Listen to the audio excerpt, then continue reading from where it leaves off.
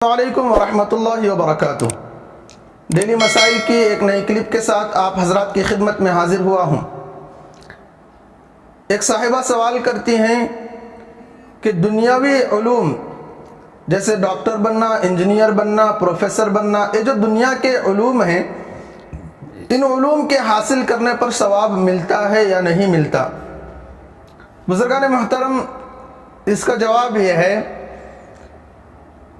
کہ دنیاوی فنون کے حاصل کرنے پر ثواب کا ملنا یا نہ ملنا ہماری نیتوں پر موقوف ہے کہ بھئی آپ کس نیت سے علم حاصل کر رہے ہیں۔ آپ ڈاکٹر بن رہے ہیں تو آپ کی نیت کیا ہے؟ اگر آپ کی نیت یہ ہے کہ میں لوگوں کو لوٹوں گا، فرضی دوائیں لکھ کر دوں گا، ایسے ٹیسٹ کروانے کے لیے دوں گا جن ٹیسٹوں کی کوئی ضرورت نہیں ہے، تو اگر آپ خون لوگوں کا چوسنے کے لیے ڈاکٹر بنتے ہیں تو ظاہر سی بات ہے کہ ثواب آپ کو مل ہی نہیں سکتا، گناہ ہوگا۔ ہاں، اگر آپ کی نیت یہ ہے کہ میں مخلوق کی خدمت کروں گا، لوگوں کا ٹریٹمنٹ کروں گا، لوگوں کا علاج معالجہ صحیح ڈھنگ سے کروں گا، جو ٹیسٹ ان کے لیے ضروری ہیں وہی ٹیسٹ لکھ کر دوں گا، یعنی پوری ایمانداری کے ساتھ آپ اپنی ڈاکٹری کا فرض نبھائیں گے اور مخلوق کی خدمت کریں گے، اگر آپ اس نیت سے ڈاکٹری سیکھ رہے ہیں تو قرآن کریم میں اللہ تبارک و تعالیٰ فرماتا ہے من احیاہا فکأنما احیا الناس جمیعا، کہ ایک انسان بھی اگر آپ کے ٹریٹمنٹ سے بچ جاتا ہے تو گویا آپ پوری انسانیت کو بچا رہے ہو۔ دیکھیے کتنی بڑی فضیلت ہے، من احیاہا فکأنما احیا الناس جمیعا، کہ ایک انسان کو بھی آپ بچا رہے ہیں نا اپنے فن سے، طب کے فن سے، ڈاکٹری کے فن سے، تو کہ آپ پوری انسانیت کو بچا رہے ہو۔ تو اگر آپ کی نیت صحیح ہے تو ڈاکٹر بننا آپ کے لیے فضیلت کی بات ہوئی۔ دوسری چیز دیکھیے، اگر کوئی بی ایس سی ایگری کر رہا ہے، ایگریکلچر کا فن وہ سیکھ رہا ہے، تو حدیث پاک میں اللہ کے رسول علیہ السلام فرماتے ہیں کہ جس بندے نے دنیا میں ایک درخت لگایا، اب اس درخت سے پھل پیدا ہوئے، ان پھلوں کو چاہے انسان کھائے چاہے چرند پرند کھائے، جو بھی اس درخت سے کھائے گا پودا لگانے والے کے نامہ اعمال میں ثواب لکھا جائے گا۔ اب آپ اگر ایگریکلچر کر رہے ہیں تو آپ یہ نیت کر لیں کہ مجھے مخلوق کو فائدہ پہنچانا ہے۔ آپ نے کوئی ایسی چیزیں آپ نے کوئی ایسے کارنامے انجام دیے جس سے اچھی طرح سے فصل اگ رہی ہے اور لوگ اس سے فائدہ اٹھا رہے ہیں، تو یہ ساری چیزیں آپ کے حق میں ثواب ہی ثواب بنیں گے۔ تو خلاصہ یہ ہے کہ نیت پر پورا دار و مدار ہے، آپ جو نیت کریں گے آپ کو وہی پھل ملے گا۔ تو آپ نیت درست کر لیں۔ نیت درست کرنے میں کیا دقت جاتی ہے؟ دنیا کو مقصد نہ بنائے، دین کو مقصد بنائے، انسانیت کی خدمت کو مقصد بنائے۔ ضمناً جو پیسہ آ رہا ہے یہ الگ بات ہے۔ کبھی بھی ایک بندہ ایک گائے خریدتا ہے نا تو اس وقت اس کو دودھ کی نیت سے ہی خریدنا چاہیے۔ یہ بات الگ بات ہے کہ گوبر خود بخود آ جاتا ہے۔ تو انسانیت کی خدمت کے لیے دنیا کا جو بھی فن ہم سیکھیں اس پر اللہ تبارک و تعالیٰ ثواب عطا کریں گے۔ نیت کا اسلام میں بہت بڑا دار و مدار ہے، اس لیے کہ بہت بڑا اعتبار ہے۔ پورے اعمال کا دار و مدار نیت پر ہی ہوتا ہے۔ اسی لیے امام بخاری رحمہ اللہ نے بخاری کی جو شروعات کی سب سے پہلے حدیث لائی انما الاعمال بالنیات، آپ کا ہر عمل آپ کی نیت پر موقوف ہوگا۔ کس نیت سے آپ کام کرو گے اسی کا اعتبار ہوگا، آپ کا عمل نہیں دیکھا جائے گا۔ میرے شیخ مفتی اشرف علی صاحب باقوی علیہ الرحمہ، اللہ ان کے درجات کو بلند فرمائے، اس حدیث کی تشریح میں دو الفاظ ایسے بتائے ہیں کہ اگر پورا سمندر انہوں نے دو الفاظ میں سما دیے۔ ایک ہے تصحیح نیت اور دوسرا ہے توسیع نیت۔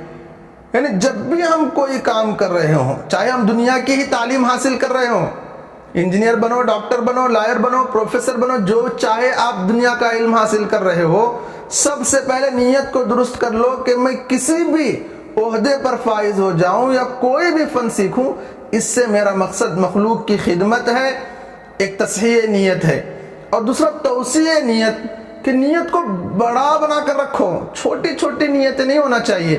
اگر آپ ڈاکٹری کر رہے ہو تو یہ ارادہ کرو کہ اگر اللہ نے مجھے توفیق دی تو میں ایک ایسا ویکسین بناؤں گا کہ کرونا میرے ویکسین سے بھاگ جائے گا۔ اب اللہ آپ کو علم دے یا نہ دے، آپ کو اللہ وہ ویکسین بنانے کی توفیق دے یا نہ دے، لیکن جب بھی وہ ویکسین آئے گی اور لوگ اس سے فائدہ اٹھائیں گے اور کرونا کی وبا سے بچ جائیں گے، تو انشاءاللہ بنانے والوں کو جو ثواب ملا، آپ کی نیت کی وجہ سے آپ کو وہ ثواب ملے گا۔ تو توسیع نیت بڑی ہونی چاہیے۔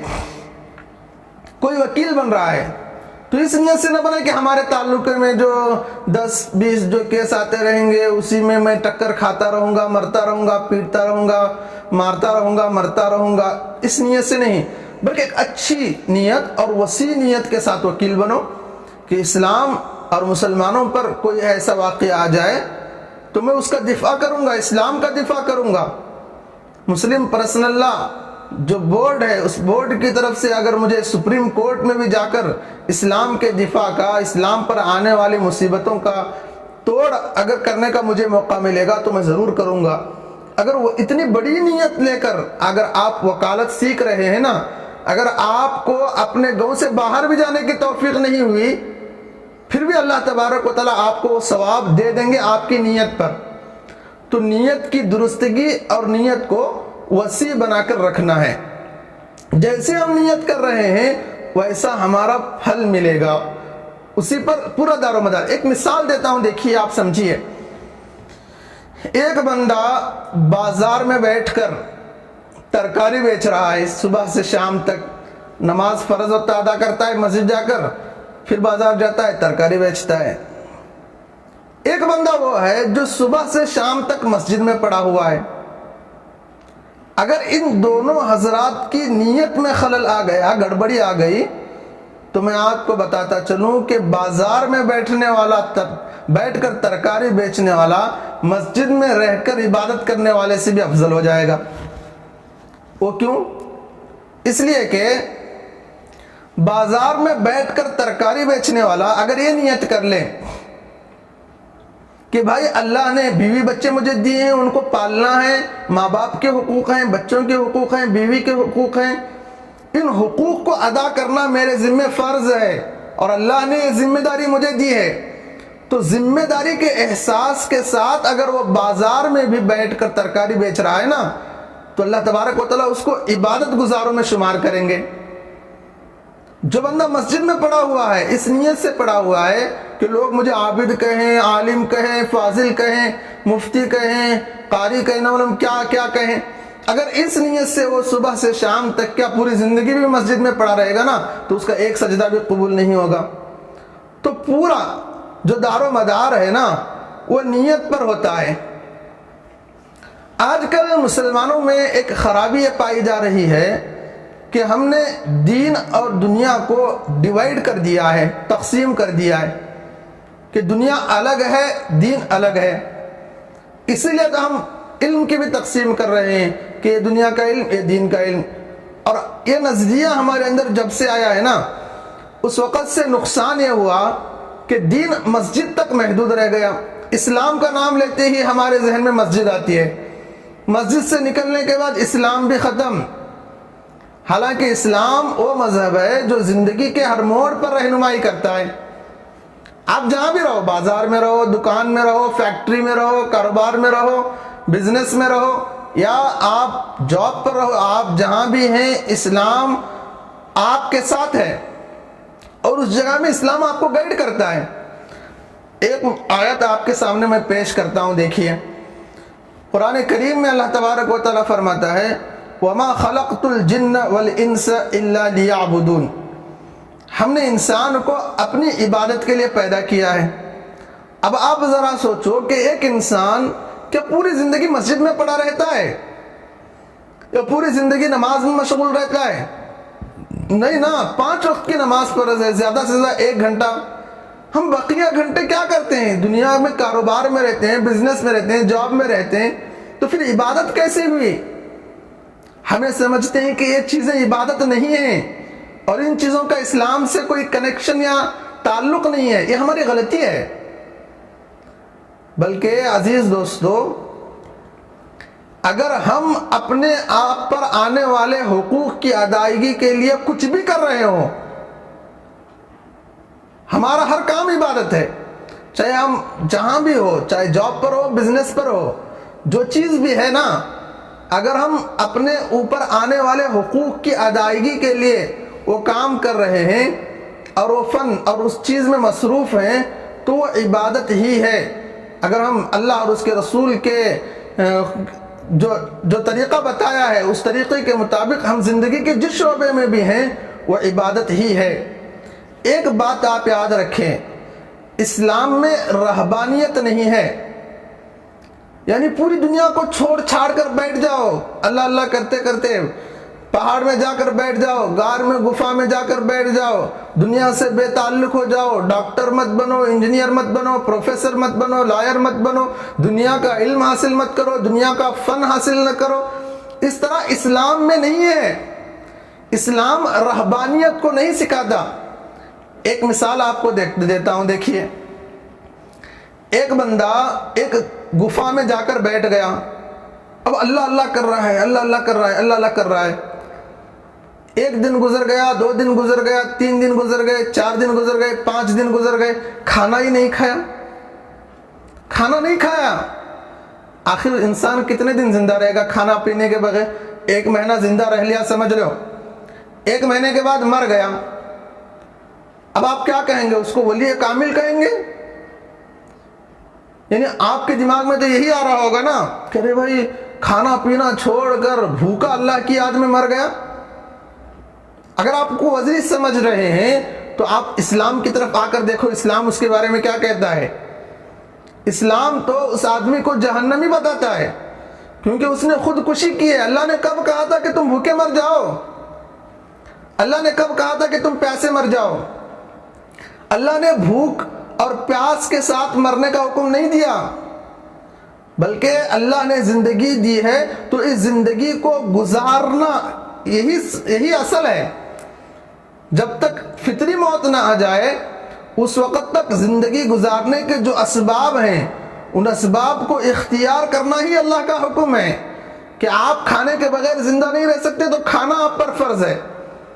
اگر کسی کے پاس مسئلہ یاد رکھیے، اگر کسی کے پاس کھانا نہیں ہے اور اس کی حالت ایسی ہے کہ اگر وہ نہیں کھائے گا تو بھوک سے مر جائے گا، تو اس وقت اس پر بھیک مانگنا واجب ہے۔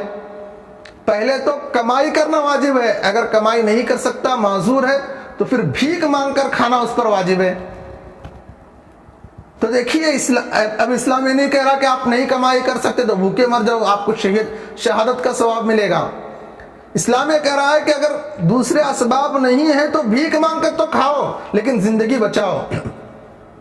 اس سے کیا پتہ چل رہا ہے کہ زندگی کو بچانا ہے، اور زندگی کو بچانے کے لیے جو اسباب ہیں ان اسباب کو اختیار کرنا ہے۔ اگر کوئی عالم بزنس کرتا ہے، تجارت کرتا ہے، یا کوئی ذریعہ معاش اختیار کرتا ہے تو لوگ فوراً کہتے ہیں کہ مولانا دنیا کے پیچھے لگ گئے۔ ارے بھائی، وہ دنیا کے پیچھے نہیں لگے، بلکہ وہ اپنے اوپر آنے والے فرائض کو پورا کرنے کے لیے کسی ذریعے کو اختیار کر رہے ہیں، اور اس ذریعے کو اختیار کرنا ان پر فرض ہے۔ ایک اصول یاد رکھیں آپ، بہت کام کا اصول ہے، بہت اہم اصول ہے، میں آپ کو بتا رہا ہوں، غور سے سنیں۔ اصول کیا ہے کہ آپ پر ایک عبادت فرض ہوئی ہے، اور وہ عبادت کرنے کے لیے دوسری بہت ساری چیزیں آپ کو لگ رہی ہیں، تو ضمناً وہ ساری چیزیں آپ پر فرض ہو جاتی ہیں۔ مثلا نماز فرض ہے، کیا آپ بھوکے پیاسے رہ کر نماز ادا کر سکتے ہو؟ نہیں ادا کر سکتے۔ اس کے لیے کھانا پڑے گا، طاقت بنانا پڑے گا، تب کھڑ کر رکوع سجدہ قیام جو ہے وہ ادا کر سکتے ہیں۔ تو آپ پر کھانا فرض ہے، اور کھانے کے لیے پیسہ چاہیے، تو آپ پر پیسہ کمانا فرض ہے۔ پیسہ کمانے کے لیے آپ کے پاس کوئی فن تو ہونا چاہیے۔ آپ چاہے ڈاکٹر بن رہے ہو، انجینئر بن رہے ہو، پروفیسر بن رہے ہو، تو یہ فنون ہے دنیا کے، تو ان فنون کو سیکھنا بھی ضمناً فرض بن جاتا ہے، ضمناً واجب اور ضروری بن جاتا ہے حالات کے اعتبار سے۔ نماز میں کپڑوں کا پہننا، سطر کو چھپانا فرض ہے۔ کپڑا کہاں سے آئے گا؟ آسمان سے اترے گا، اس کو خریدنا پڑے گا، تو خریدنے کے لیے پیسوں کی ضرورت ہوگی، وہ پیسہ کہاں سے آئیں گے؟ تو اس کے لیے ایک فن ہمارے پاس ہو جس سے ہم اپنی زندگی کی گاڑی چلا سکیں۔ شدت کے وقت، شدت شہوت کے وقت نکاح کرنا فرض ہے، تو کیا اسلام نکاح کر کے بیوی بچوں کو بھوکے مارنے کے لیے کہتا ہے؟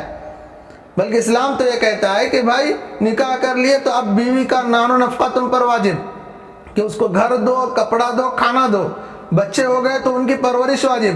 تو یہ ساری چیزیں کہاں سے آئیں گی؟ تو یہ بھی حقوق ہے نا، بیوی بچوں کے حقوق ہیں۔ تو ان حقوق کی ادائیگی کے لیے پیسوں کا ہونا ضروری ہے، اور وہ پیسہ آئے گا ہمارے جاب سے، ہمارے بزنس سے۔